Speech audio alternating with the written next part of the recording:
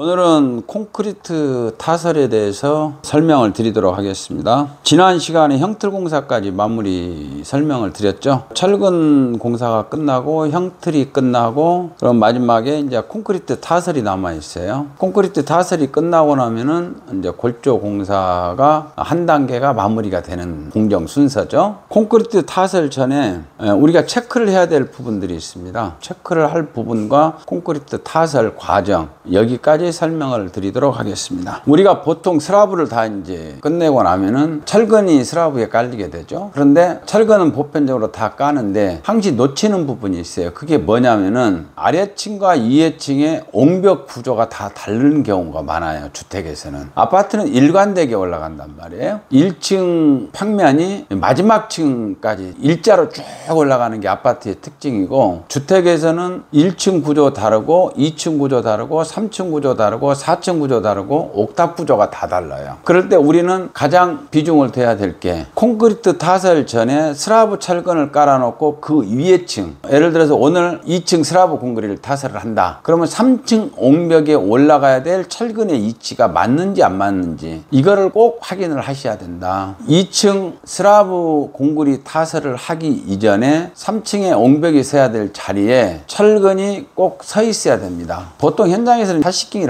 그러죠. 사식킹이 반드시 세워져 있어야 됩니다. 이런 것을 쭉 체크를 하는 게 마지막에 타설 전에 이루어져야 될 일들이고요. 그 다음에 철근까지 다 마무리가 되고 나면은 감리한테 보고를 하게 돼 있죠. 그러면 감리부는 우리 공정에 지장이 없게 콘크리트 타설 일정에 지장을 안 주셔야 되기 때문에 와서 검측을 해주게 돼 있습니다. 예를 들어서 철근이 현장에서 누락됐다거나 잘못됐다거나 이거는 감리분이 오셔가지고 정확하게 체크를 다시 해줘서 정상적으로 다 됐다고 판단이 될 때 콘크리트 타설 해라 하고 이렇게 지시가 떨어져야 그때서부터 콘크리트 타설이 들어가는 거죠. 이제 이렇게 공정이 진행이 되는 거고요. 타설 전에 이제 안전이 굉장히 중요하죠. 우리가 보통 네미콘을 위에다가 치면은 액체 상태이기 때문에 콘크리트 타설에 대한 하중이 위에 굉장히 많이 실려요. 이 하중을 버텨줄 수 있는 게 밑에 서포트랄지 동발이 마감이란 말이에요. 이것은 안전과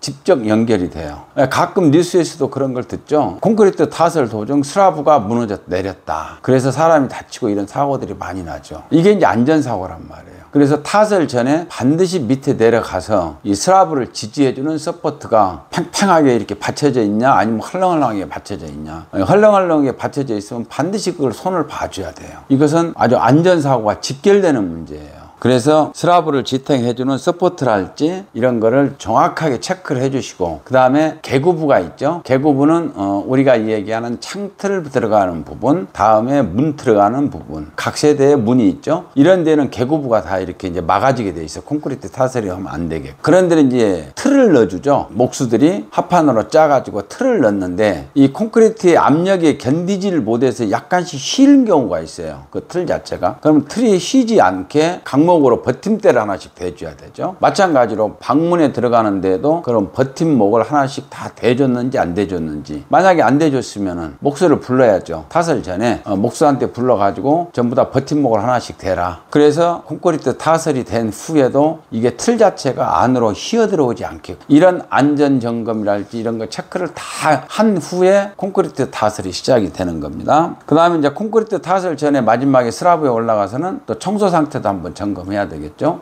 이물질이 콘크리트로 들어가면은 좋을 리가 없으니까 그리고 뭐 물청소 같은 거 한번 깨끗이 해서 청소가 다 됐다고 판단이 되면 그때는 마지막으로 장비 점검을 하는 거죠. 장비는 펌프카 자체가 길에 서 있을 때 안전하게 잘 서 있나, 그리고 붐대 작동이 잘 되나 안 되나 펌프카 기사시켜서 접어봐라 지시해서 스윙도 해보고 안전상에 문제가 없다 이렇게 판단이 되고, 그 다음에 콘크리트 타설을 할 때 없어서는 안 되는 바이브레다가 올라와서 슬라브가 대기를 하고 있는지, 그리고 전기 콘센트를 꼽아서 바이브레다가 작동이 제대로 되는지 안 되는지 다 체크하고, 그 다음에 콘크리트 타설을 하고 있는 기능공들의 안전모랄지 이걸 다 착용을 했는지 다 체크가 된 다음에 네미콘 회사에다 전화를 하는 게 돼 있죠. 이제 이렇게 되면 현장에서의 안전점검이랄지 이것은 어느 정도 정리가 됐어요. 그럼 이제 네미콘 이제 타설을 하게 돼 있는데 네미콘의 종류를 어떤 걸로 타설할 것이냐, 이것을 구독자분들께서는 궁금해 하실 것 같은데 그건 궁금해 하실 거 없어요. 왜냐하면 도면회가 이미 표기가 되어 있습니다. 구독자분들이 그동안에 집을 지어본 경험이 있으신 분들은 이미 경험을 해 보셨겠지만은 처음 지으신 분들도 우리 네미콘은 어떠한 네미콘을 쓰라고 도면회가 명기가 되어 있습니다. 그럼 구조기술사들의 구조 계산에 의해 가지고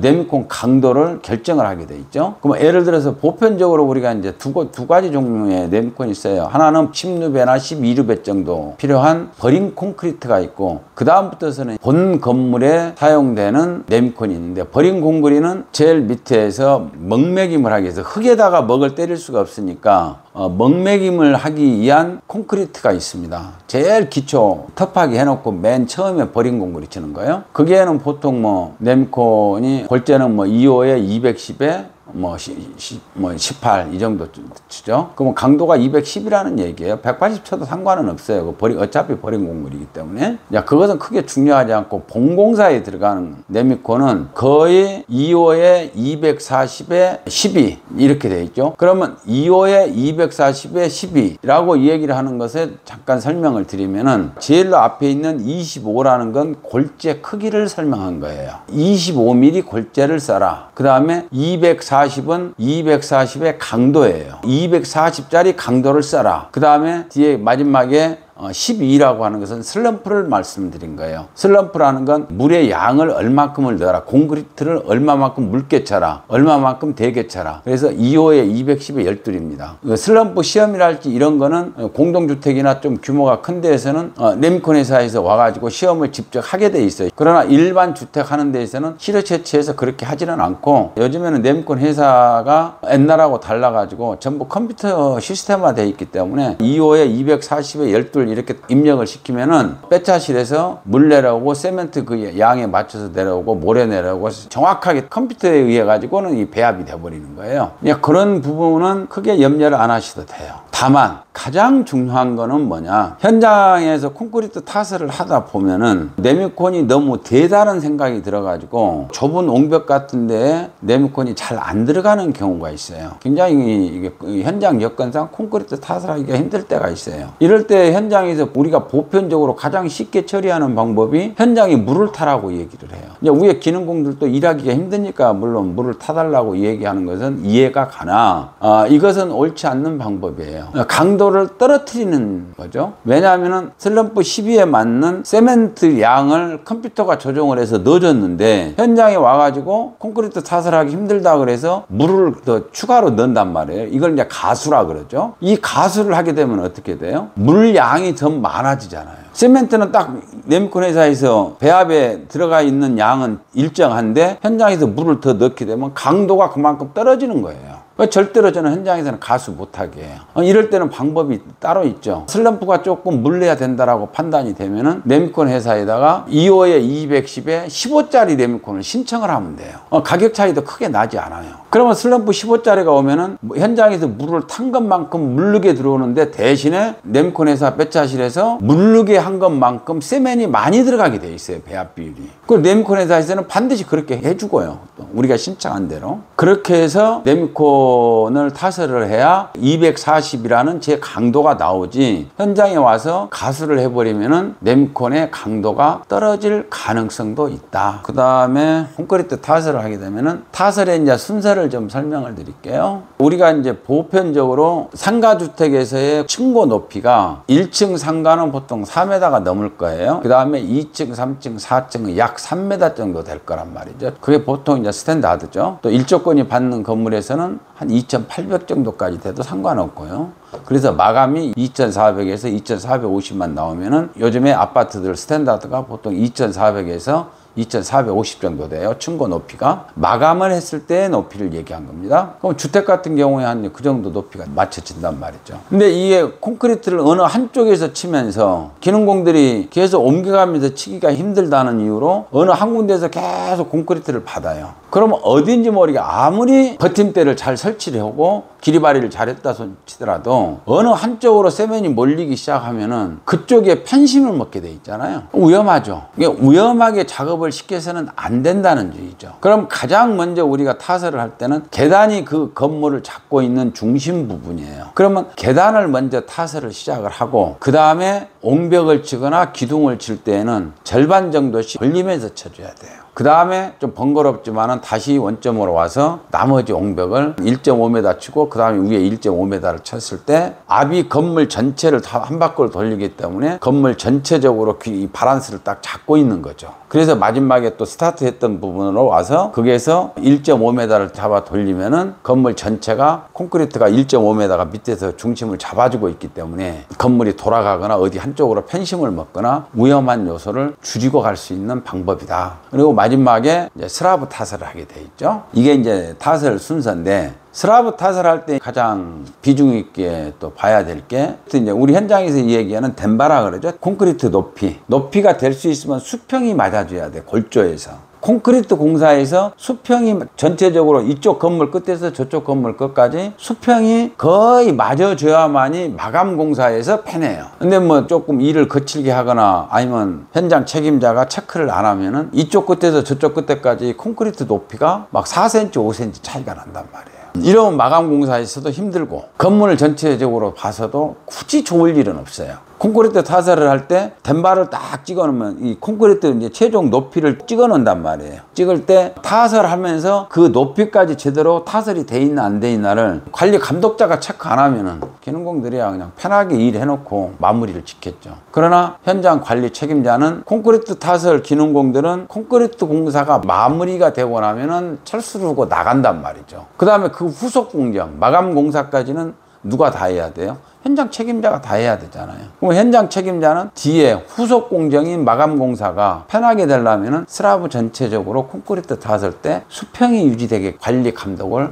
해야 될 필요성이 있다. 그 다음에 이제 바이브레다, 옹벽 콘크리트 타설을 할 때 바이브레다를 반드시 사용을 해야 돼요. 이 바이브레다는 아주 중요한 거예요. 이게 바이브레다라는 게 뭐냐면은 자, 우리가 콘크리트 타설을 할 때 저번 시간에 제가 말씀드렸죠. 콘크리트 안에는 4가지 재료가 들어간다 그랬죠. 물, 시멘, 모래, 자갈. 근데 이게 펌프카로 타설을 하면은 콘크리트가 이렇게 쭉 내려오는데 그 안에 공극이 많이 생겨요. 공극을 줄여주는 역할을 하는 게 바이브레다예요. 기차나도 바이브레다지를 콘크리트 타설할 때는 특히 옹벽 쪽에서는 바이브레다지를 아주 잘해줘야 돼요. 이 바이브레다질이 안 되고 나면은 다음에 콘크리트 타설 끝난 이후에 형틀 제거를 해보면은 그게 곰보들이 나고 면이 고르게 나오질 않아요. 건물 전체의 강도하고도 밀접한 연관이 있습니다. 그래서 바이브레다는 전문적으로 기능공 한 사람을 배치를 시켜서 바이브레다만 작동시키게 보편적으로 현장에서는 하고 있죠.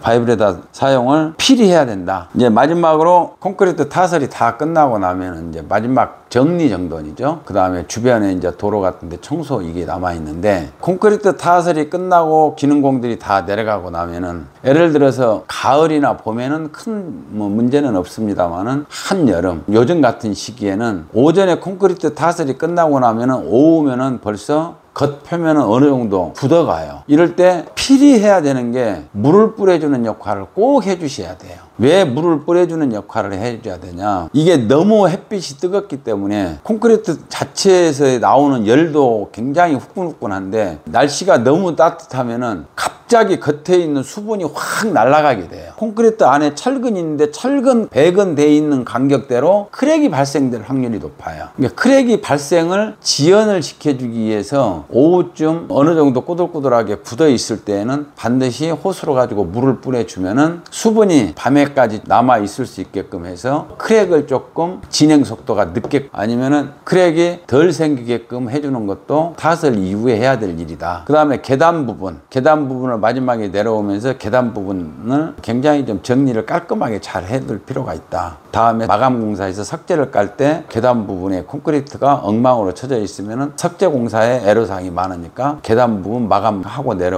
내려와서 주변에 콘크리트 타설을 하고 난 장비가 앉았던 자리에 주변에 청소를 할지 나머지 콘크리트가 도로에 이렇게 떨어져 있으면은 그런 것도 물로 깨끗이 씻어주고 정리 정돈을 마무리를 잘 해야 된다. 이게 현장 관리자와 책임자가 필히 마지막까지 남아 있어야 될 이유이고 또 그렇게 공사를 해야만이 주위에 민원도 덜 생기고 기술자로서 해야 될 의무 아닌가 저는 이렇게 생각을 해봅니다.